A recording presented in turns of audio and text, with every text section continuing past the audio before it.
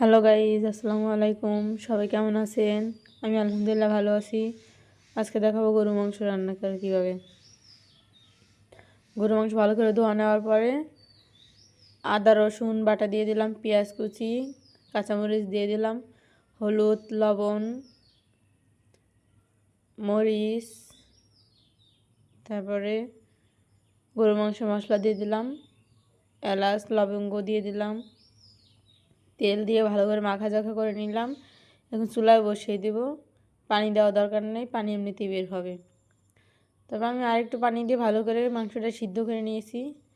পানিটা শুকানোর পর আবার একটু পানি দেব ভালো করে সিদ্ধ হওয়ার জন্য। ভালো করে সিদ্ধ হওয়ার পরে একটু রসুন দিয়ে দিলাম।